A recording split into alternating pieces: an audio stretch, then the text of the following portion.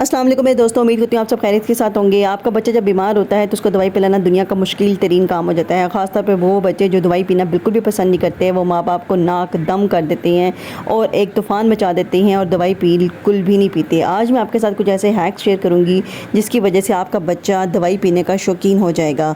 वो हैक्स क्या हैं और वो कौन से तरीके हैं जिसको आप अपनी ज़िंदगी में ला कर अपने बच्चों को बीमारी के वक्त दवाई पिलाकर उनको तकलीफ़ से निकाल सकती हैं और ख़ुद भी पुरसुकून रह सकती हैं। पहले मैं टॉपिक स्टार्ट करूँ, एक शॉर्ट सा रिमाइंडर, अगर आपने मेरे चैनल को लाइक शेयर एंड सब्सक्राइब नहीं किया तो सबसे पहले यूट्यूब पर जाकर हेल्थ सीकर्स पे डॉक्टर सिनिया को सब्सक्राइब कर लें, वीडियो को लाइक कर दें, चैनल को। बच्चे को दवाई पिलाना दुनिया का मुश्किल तरीन काम है, ख़ास तौर पर अगर बच्चा हो दवाई से तंग। तो सबसे पहला जो तरीका है वो है ड्रॉपर मेथड। जैसा कि आप तस्वीर में देख रहे हैं कि ये ड्रॉपर के ज़रिए बच्चे को दवाई पिलाना बहुत ही आसान है।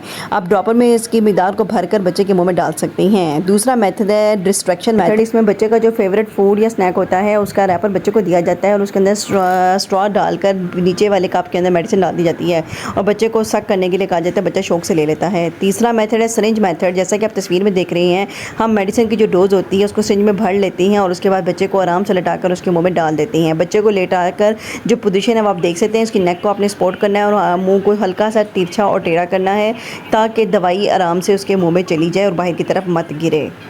तीसरा मेथड जो है वो है, आप अगर आपका बच्चा मेडिसिन को कप के अंदर आराम से ले सकता है, कुछ बच्चे होते हैं लकी, जो पेरेंट्स लकी होते हैं, वो कप के अंदर मेडिसिन डाल कर बच्चे को देते हैं, बच्चा सिप सिप करके ले लेता है और तंग नहीं करता। ये एक तीसरा मेथड है जो कि बच्चे आराम से अपना लेते हैं। इसके अलावा अगर बच्चा ना मान रहा हो तो एक अलावा एक मेथड होता है स्पोस्ट्री मेथड। इसमें रेक्टम के थ्रू, यानी कि पखाने वाला जो रास्ता होता है उसके ज़रिए दवाई को अंदर डाला जाता है। ये एक जेल की फॉर्म में बत्ती मिलती है जो कि बुखार की पैरासीटामोल या ब्रूफेन या पेन किलर्स की फॉर्म में होती है। अगर आपके बच्चे को बहुत तेज़ बुखार हो, ये दवाई ना ले तो फिर हम ये पर रेक्टल लूट यूज़ करते हैं।